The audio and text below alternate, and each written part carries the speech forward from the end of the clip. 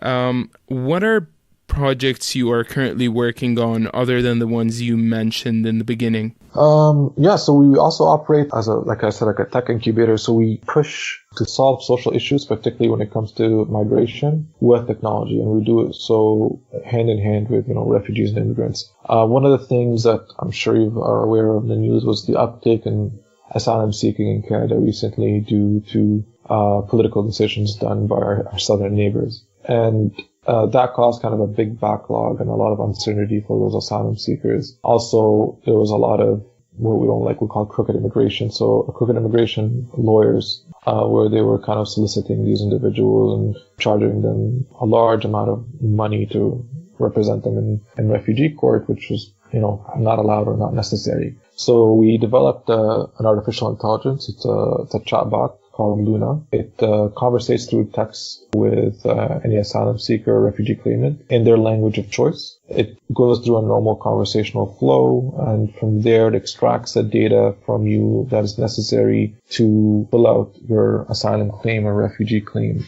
back into English or French. So you can use it in Spanish, and it'll auto-populate the actual PDFs back in English and French and email it to you or store it in your phone privately. Without collecting any identifying data, without storing it. So yeah, it's proven to be very successful in our tests.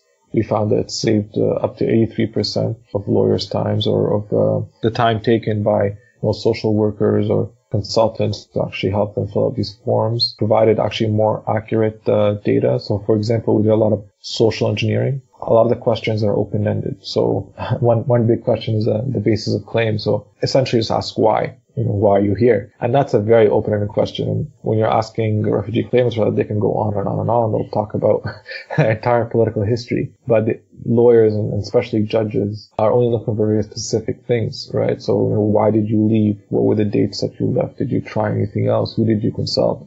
All these type of things. So we worked with a lot of lawyers to socially engineer the questions that were needed to output the information that the judges and the lawyers were looking for. And that also provided for more accurate translations. I think our translations were up to 99% accurate, just because they were very concise questions with very concise answers. That was one big project we worked on that's currently being used. So yeah, the next project was our pre-arrival services platform. So we created, and this is in beta testing now, but we created a social network or a social platform where immigrants and refugees can gain services to acclimate and integrate faster before they even arrive to Canada.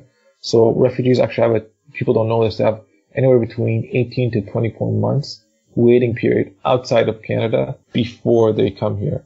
And in those 18 to 24 months, what the government does is they do background checks, they do health checks, they inquire about them, they do interviews. And once they get accepted, it's like I said, 18 to 24 months. So we wanted to take advantage of that time. So basically, they would go on, they would communicate with refugees that already went through the process, who currently live in Canada.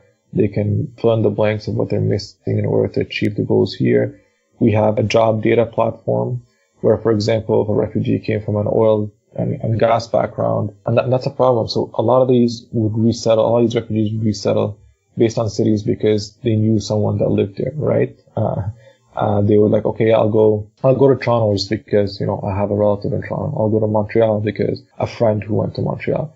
But it's not necessarily the best economic city for them, just because their background could be better used in a different part of Canada, and Canada is a large country. So we created a job posting platform and an algorithm that gives you all the vacancies based on industry in that particular city. So if you're a person who comes from an oil and gas background and you have extensive experience in that, it would make more sense for you to live in a country like Edmonton or Calgary, right? It wouldn't make sense for you to go, to London, Ontario, for example. So it shows them where they would be the most beneficial and where they have the best chances to utilize their experience, right? And they have their own dashboard. They can customize it based on services needed. From that, we collect data and we can see which services are working out, which ones aren't, which current government services are being provided that they aren't necessarily asking for or outdated, or something that they're asking for that's not being provided at all. So it's a good way to learn, and data is key. And there's just not enough data collection or allocation when it comes to refugees and immigrants before they come to Canada, specifically the ones that we choose to come to Canada. So we found that to be very important. And the testing's been quite promising thus far. We hope to launch it in around May. Wow, I'm actually mind blown by the projects and ideas you're currently working on.